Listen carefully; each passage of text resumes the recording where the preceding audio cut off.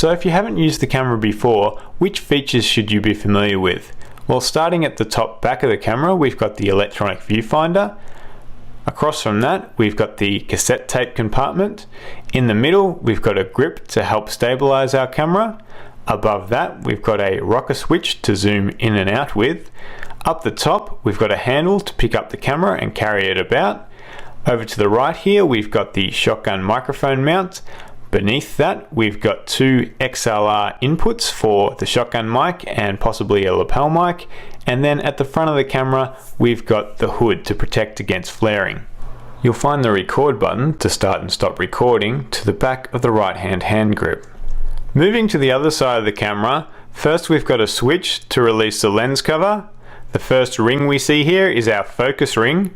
Behind that, we've got our zoom, and the ring behind that is our iris control. To the back of the lens, you'll see a silver dial. This releases the lens from the body of the camera, so don't touch this unless you really know what you're doing.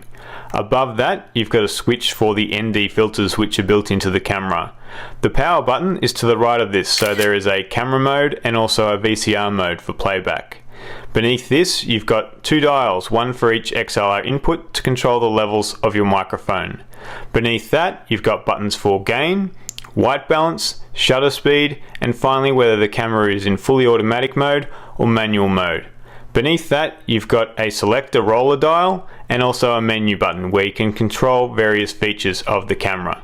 To the very back of the camera is where you'll find your battery and battery release. Once you set the camera up on a tripod, the next step is to mount the shotgun mic which comes with the camera. Place it into the bracket, lock it off, and then insert the XLR jack into one of the inputs. Then, on the corresponding input, move the switch down to mic plus 48 volts, or phantom power. Release the lens covers by pushing the switch on the back of the lens hood. Then on the back of the camera, insert the battery with the arrow on the battery itself facing downwards. You'll hear a nice satisfying click when it's in properly. If you need to remove the battery, push the battery release button on the top of the camera and then push the battery up and pull it out. You can either use the electronic viewfinder or the LCD screen, but you can't use them both simultaneously. So if you do want to use the LCD screen, pop it out now. If you want to use the EVF, then leave the screen closed. Next, we need to insert a tape so we have something to record to. So push down on the open eject button, wait for the tape mechanism to pop out, place a tape inside the tape mechanism and gently close that tape mechanism. It'll automatically insert itself into the camera and then you can close the cover. We're now ready to switch the camera on, so slide the button to the left or camera mode. The next thing I'm going to do is reset the camera back to factory defaults so everything's how I expect it to be. You'll find this button underneath the LCD screen. It's quite small so you'll probably need a pen to reset the camera.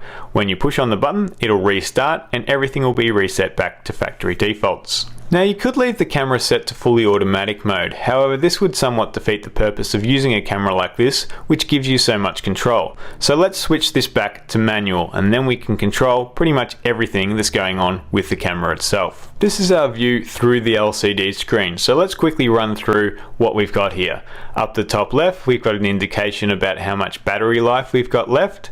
We've got details about the format we're recording in, HDV, 1080i, 25 frames progressive.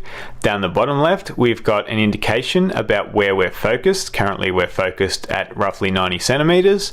We've got information about our iris or aperture, we're at f4.4.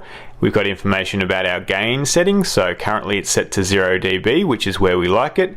We've got information about our current shutter speed, which is set to 150. We've got detail about our two audio channels, our two XLR inputs, and finally we've got detail about our white balance preset. Currently we're set to preset A.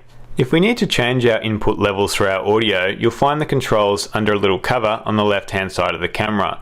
Currently it's set to automatic. I'm going to override that by switching it to manual and then I can dial in the exact value that I need. I also should have some headphones plugged in to the back of the camera so I can really hear what it is I'm recording. The next thing I want to do is set up a couple of things that are available to me in the camera's menu system. So I'll push the menu button, we'll see the menu pop up on the screen, and then I'll use the roller wheel to navigate through that menu and push on it whenever I want to select something. I'm just checking my recording format set correctly at the moment. Yep, that looks good. Okay, the next thing I want to check is that I'm set to progressive mode instead of interlaced. Yep, that's looking good as well. Going back from that,